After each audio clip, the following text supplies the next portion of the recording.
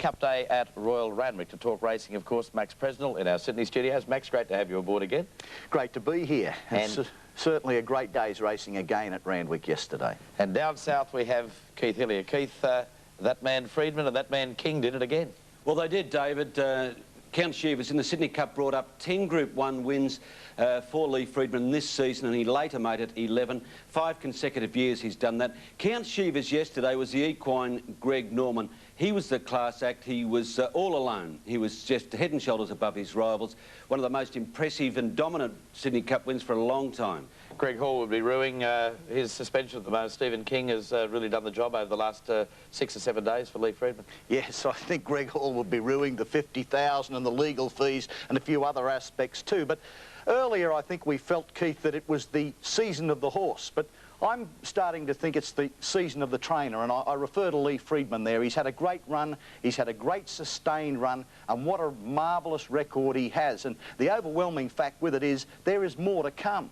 Yeah, that's true, Max. We'll see footage later of a trainer winning his first Group 1 race. Lee Friedman's done it 67 times in his 13-year career.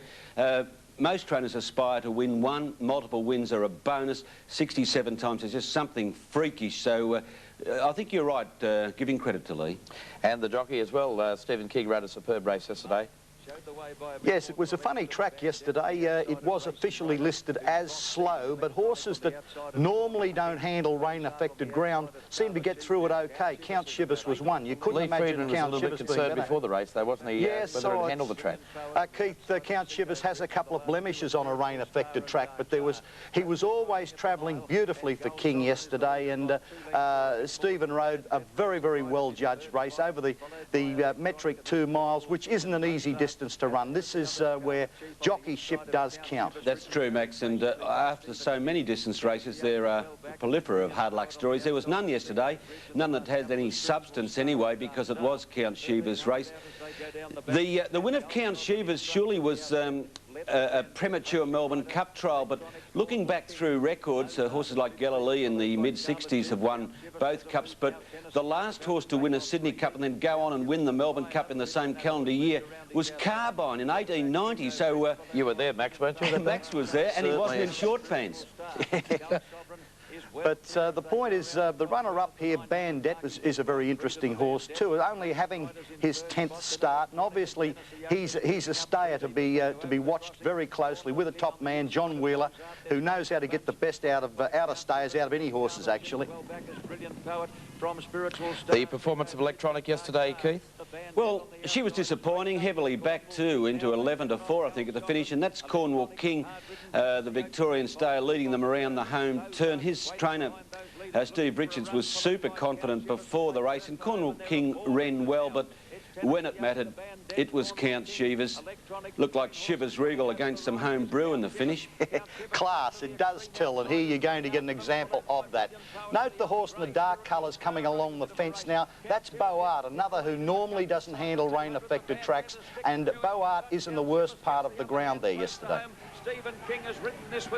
Strong win, reasonably well weighted with hindsight, and a little bit of a flourish of the whip there from Stephen. He was obviously elated. Yes, and Mr. Ray Murray, he had a little flourish after the race and fined Stephen $200. Not for the flourish of the whip, but for flourishing it before the finish. He did say to Stephen, what would happen if you flourished your whip at the home turn, to which the jockey replied, well, I'm not that confident. And Elf Matthews got time after the Cup.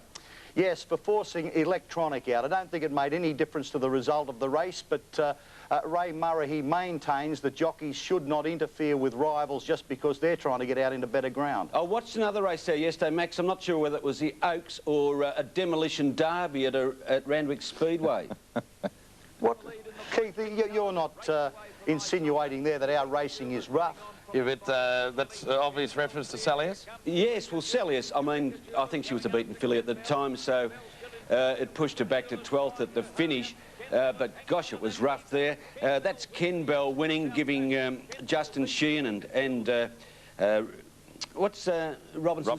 Kevin Robinson. Yeah, former trotting trainer. He won the Inter-Dominion in Auckland in the 80s, didn't he, with First Lee? Well, it was a good day for Justin Sheehan. He also won Mr Piper at the meeting yesterday too. But the all-age stakes and Flying Spur Max probably now really showing the true form, but is it too late?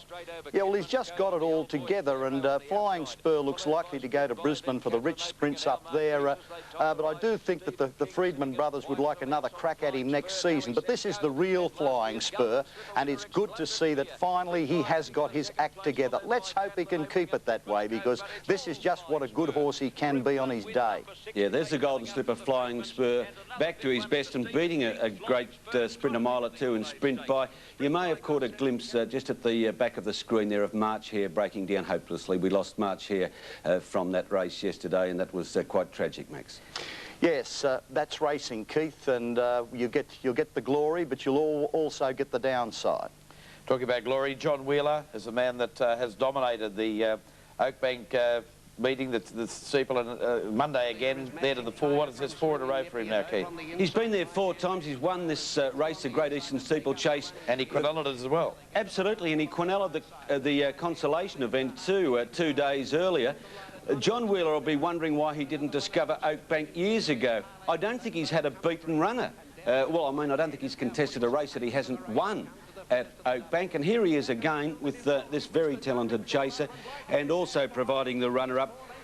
This is one of this is a piece of Australiana, Oakbank. It attracts a crowd that is probably beaten only by the Melbourne Cup. People flock there days before the race. We're getting glimpses of the crowd as they're watching this marvellous race. It's been going on for a century or more, and it's a marvellous sight. It should go around the world and show racing back to its grassroots, back to its basics. It is unfortunate, David, that a piece of Australiana must be dominated so much by a New Zealander, but that's the way it is. But you can't get a better man than JW, I can tell you. Absolutely. Talking about international, Max and David, next Saturday at Moonee Valley, we've got the inaugural Crown Asia Pacific Challenge. And we've got the top rider from Hong Kong, the top apprentice there, Simon Lim. We've got South Africa's champion, Jeff Lloyd. He rode 314 winners in one season, and for the first time a jockey from Thailand, and he's bringing over a cheer squad of 30. It's going to be a great day at the Valley here in Melbourne next Saturday. Doesn't he really exude delight when he's talking about those internationals? You can see that. Well, he's the jet setter, aren't you? Well, yes, I hope so. Yeah. Keith, thanks very much for joining. Look forward to your thoughts again next week. Good on you, David. Before we go, Maxie, a few for the people at home? Ken Bell, trained by Kevin Robinson. Perhaps Kevin doesn't figure all that much in the Group 1 successes, but a great trainer. You saw that yesterday. Eureka Jewel, another lightly raced filly who will get better, and the Bandit JW's go, and certainly the Bandit could win a race like the Brisbane Cup. OK, Max, thanks for your thoughts. We look forward to your company next week. Max President Keith Hillier looking at racing here on Sportsworld. We'll take a break and be back very shortly.